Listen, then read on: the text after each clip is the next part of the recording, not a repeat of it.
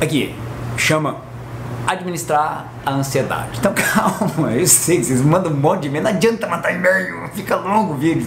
O povo que entende o YouTube diz que tem que ter 9 minutos, eu já não consigo falar pouco, né? Então 9 minutos só quando a gente faz downhill lá em Whistler, aí a gente consegue fazer um vídeo bacana com menos de 9, mas conversando fiado não dá. Então lá, segundo capítulo, a ideia é compartilhar com quem tem dificuldade para subir uma estratégia diferente. Eu falava então do treino que o meu amigo Bruno me mandou fazer lá das 10 subidas de 2 minutos e meio, sempre mantendo o passo. E então, depois daquele pelotão gigantescos, mais de 130 quilômetros, eu acho que tinha mais de 100 bicicletas, porque era uma fila interminável, nós atacamos a subida que para mim era impensável lá em Brasília, que é a subida da 23. Quando nós entramos no falso plano, no pé da subida, eu notei que eu estava calmo, e eu já achei estranho, porque eu sou muito ansioso. E eu já falei, mas por que eu tô calmo desse jeito? Calmo porque assim, eu já entrei já me posicionando no pelotão e já querendo pular para frente. E eu na mesma hora falei, para, a subida acaba lá no final, não é agora. Agora tá só começando a peia. E aí eu me segurei. Quando eu me segurei e fiquei ali entre os 3, 4 da cabeça do pelotão, eu senti que eu estava com a ansiedade administrada, que eu estava calmo, que eu estava, sabe, em condições de entender o meu corpo. E comecei a fazer isso. Só que por conta da moto, eu tenho essa mania de não olhar para baixo. Eu olho bem para frente. Então eu faço a leitura de tudo, de carro, de moto, de bicicleta, lá na frente. E eu levantei a cabeça no meio do pelotão, vi que havia um caminhão parado no acostamento. E esse caminhão parado no acostamento, eu já me posicionei no pelotão assim para fora da pista. Nisso um colega já tinha atacado lá o pelotão e eu falei, cara, que velocidade louca é essa? E ele atacou e foi embora, sozinho, fuga. E eu saí do para-choque do caminhão e vi que os colegas não perceberam o para-choque do caminhão, perceberam muito em cima e até frearam. Imagina, né? Na toada que eu vinha eu já mantive e aí já embolou o pelotão, mais de 100 bicicletas, aquela loucura. E nisso eu já fiquei livre na fuga, mas sem me exceder. Eu estava fazendo o que eu dava conta de fazer. Aí baixei a cabeça e continuei no passo que eu achava que era o passo ideal. De repente eu passei pelo cara que tinha fugido numa velocidade. Quando eu ultrapassei ele, eu falei assim, cara, tem alguma coisa muito errada, porque ele quase ficou parando. Se fosse desenho animado, tinha ficado rodando, sabe? E eu não entendi aquela parte. E continuei. E aí quando eu cheguei no primeiro balão da 23, quem é de Brasília vai saber, quando eu cheguei no primeiro balão grande, logo que eu terminei o balão, e eu não queria nem olhar para trás, porque eu falei, cara, eles vão vir e vão me ultrapassar aqui, vou perder a roda do pelotão. Mas logo que eu fiz a curva, eu olhei para trás e vi uma pessoa que eu não conhecia, que me atacou, e eu falei, não. Lembrei do meu treino de 2 dias antes, e falei, 2 minutos e meio eu aguento. O detalhe é que eu já tinha feito mais ou menos uns 7 minutos, que eu já estava fazendo força 7 minutos. Mas eu já sabia, o meu corpo, minha mente já sabiam que era 2 minutos e meio, sabia que eu aguentava, porque eu tinha feito 10 tiros de 2 minutos e meio. Eu falei, então eu consigo ficar na roda dele. Eu entrei na roda e comecei a achar estranho, porque faltava corpo para preencher o uniforme do cidadão, mas não sabia quem era. De costas, um menino muito novo, que eu falo assim, cara, o que esse menino tá fazendo aqui? Essa bicicleta elétrica? Porque não é possível, né? O cara cara, 10% do meu corpo e o cara tá andando nessa velocidade. Mas ele passou e eu fiquei na roda dele até a hora que eu não tava aguentando. Assim, na metade do último trecho, do trecho final ali na entrada do Jardim Botânico, eu falei assim, eu não aguento mais. Eu não aguento mais. Quando eu falei não aguento mais, o Helder, que é amigo do Henrique, que é um cara que tá nos vlogs lá dele, volta e meia, sempre falando besteira e sempre xingando alguém, que é um monstro, que é um touro, que é um cara, um animal pedalando, anda demais, tem muita experiência com ciclismo. O Helder veio, olhou, me passou, olhou e falou assim, oi, Vemar, o que você tá fazendo aqui? Aí eu falei assim, não sei, mas eu vou continuar, porque 2 minutos e meio eu aguento. Na minha cabeça, eu desliguei o reloginho de novo. Liga de novo, outro time, mais 2,5. Já foram os 7 lá na frente, já foram 2,5 com o Baruzinho, que era o cara que estava atacando lá, depois que eu fiquei sabendo que era o campeão mundial do Parque da Cidade, das peias no Parque da Cidade, que é outro ogro. E fiquei com o Helder, entrei na roda do Helder e falei assim, 2 minutos e meio eu aguento, 2 minutos e meio eu aguento. E no final, quando tem o balão final para chegar no Jardim Botânico, já tinha passado muito tempo dos 2 minutos e meio final.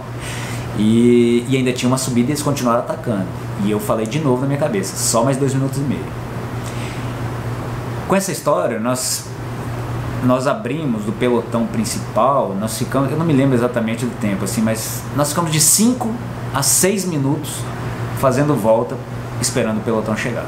É uma coisa, para mim, uma coisa impressionante. Para mim, uma coisa impressionante. Aquele dia mudou a minha vida. Aquele dia eu comecei a entender que a coisa tá aqui. Comecei, mais do que entender, eu comecei a acreditar que as coisas estavam aqui. Você só precisa ter um gatilho certo. Algumas pessoas usam como gatilho os pozinhos mágicos, outras usam a música, outros usam blá blá blá, mas se tá aqui, por que você vai botar um gatilho externo? Então, o que o Bruno me fez, e eu agradeço muito até hoje, acho que pro resto da minha vida eu vou agradecer ao Bruno, é que ele me ensinou a ter um gatilho mental forte. A outra pessoa na minha vida que tem uma representatividade gigantesca quando eu falo em subir, porque é o meu maior problema, é o meu maior defeito, foi o Henrique Andrade quando a gente fez o Brasil Ride juntos. Então, para quem já fez o ride lá da Chapada Diamantina, tem uma subida lá de asfalto, o asfalto verde lá, que, cara, primeiro ano que eu fiz com um Adalto, meu parceiraço que é deficiente visual, de tandem, cara, nós corremos praticamente a subida inteira, porque não tinha condição de pedalar tandem naquela subida tão íngreme, de tão longa que é. Depois disso, assim, todo ano eu apanhava daquela subida, até o ano que eu fui andar com o Henrique. E o Henrique, no pé da subida, alguém já botou uma marcha pesada demais e eu, agoniado, ansioso, né? Pá, de novo, correndo no chifre. E ele falou, calma, não é assim não, calma, me segue. E eu já, aí quando eu voltei o meu ritmo, quando eu diminuí o meu ritmo, para entrar na cadência que ele estava propondo, eu fiz o quê? Eu acalmei de novo. Falei, opa, então o ritmo não é aquele, porque eu ainda tenho muito negócio da moto, sabe? De vamos, não tem conversa. Solta o freio, acelera, dobra, torce o cabo e deixa o giripoca piar. E aí ele me ensinou essa história de você estar sempre alternando em pé, sentado, estou falando de subidas muito longas e subidas muito íngremes. Nesse caso o asfalto, apesar de a gente estar fazendo de mountain bike, mas então é a história de você mudar de posição e manter a sua cadência, manter o seu passo lá embaixo.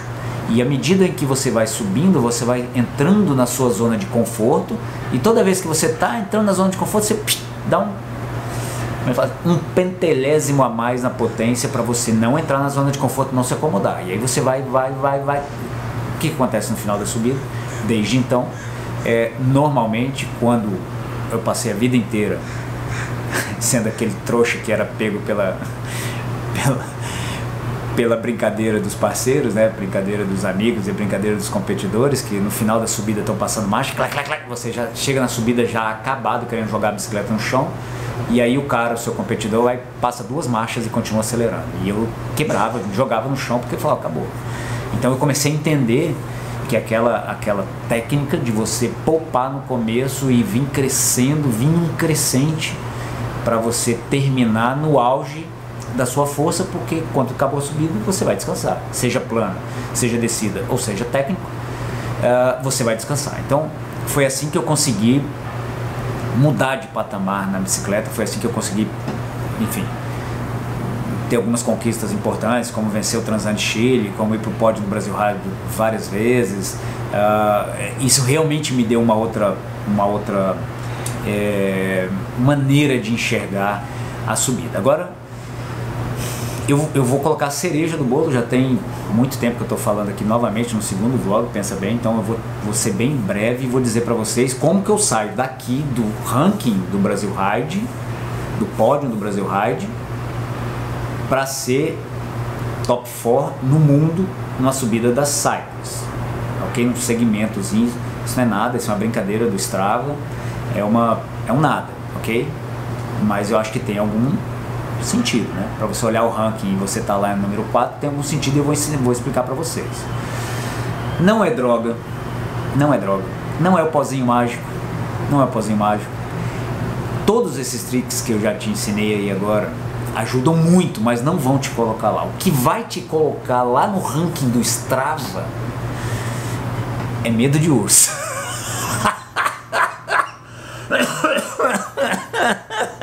Sábado passado, fui levar uns amigos lá no mirante da Cyprus, estava tudo nublado, não dava para enxergar muita coisa, e tem um mirante fantástico, e eu resolvi levar essa galera lá para conhecer o mirante, e nós estamos subindo de carro, de repente me parece um urso, rapaz. Acho que era filhote, porque era bonito demais, tá ligado? Pelo preto, a coisa mais linda do mundo, aquele black bear louco, cara. Eu veio atravessando a rua assim, ó. Quando eu vi, eu já diminuiu a velocidade e comecei já tão nervoso que eu tava, que eu já não conseguia pegar o celular, todo mundo dentro do carro gritando e aquela coisa, eu olho o urso, e ele veio, subiu no parapeito, assim, no guarda-reio da pista, e eu encostei o carro pra tentar fazer uma foto, um filme, qualquer coisa dele, cara, e ele sumiu numa velocidade dentro do mato, mas numa velocidade que eu vou falar pra vocês, eu tava subindo sozinho a Cyprus hoje. Eu não pensei em coração, eu não pensei em atacar, eu não pensei em bater recorde, eu não pensei em nada, eu só pensava no urso. Então, fica a dica de ouro aí do velho do mar. É só pensar no urso que você fica esperto numa velocidade, moço. Pensa, senhora da Badia, nossa senhora. Então vambora, galera. Valeu. Mais 2 logins aí pra você, pra gente brincar sobre isso. Deixa seus comentários. O que você achou, se você tá disposto a tentar. É claro que varia de pessoa para pessoa, varia, enfim, tem uma série de coisas, principalmente de histórico, ligado ao esporte histórico, eu falo de histórico muscular, né, da sua história de vida. Então, às vezes, se você não faz nada, você chegar lá e tentar fazer isso, vai ser bem complicado, você pode até se colocar em risco. Então, se você está começando a treinar, procura um treinador, procura um profissional de educação física, não deixe de fazer sua avaliação médica de tempos em tempos, para você entender que a máquina tá legal e que você pode usá-la como ela foi feita para ser utilizada, e eu não tenho dó, eu gasto mesmo, rapaz. Então firma o golpe, chega o creme aí, que daqui a pouco a gente volta. Ah, peraí, não vai não, calma aí que eu tenho mais uma novidade para dizer, eu tenho mais uma novidade. Não, mas já deu tempo, 13 minutos já. Não, calma, eu vou voltar contando uma novidade. Brasil, me aguarde, que a passagem está comprada e eu tenho calma, lembra a história que eu andei desejando aí um parceiro, uma parceira? Teve gente que atendeu o meu pedido e eu volto já para contar para vocês quem vai ser meu parceiro numa cancha que vai rolar pelo 9º ano seguido, minha participação. Eu não poderia ficar de fora jamais. Calma que eu tô vindo para contar para vocês. Espera aí. Se inscreve aí no canal, dá o like, compartilha, você ativa o sininho aí. Bora!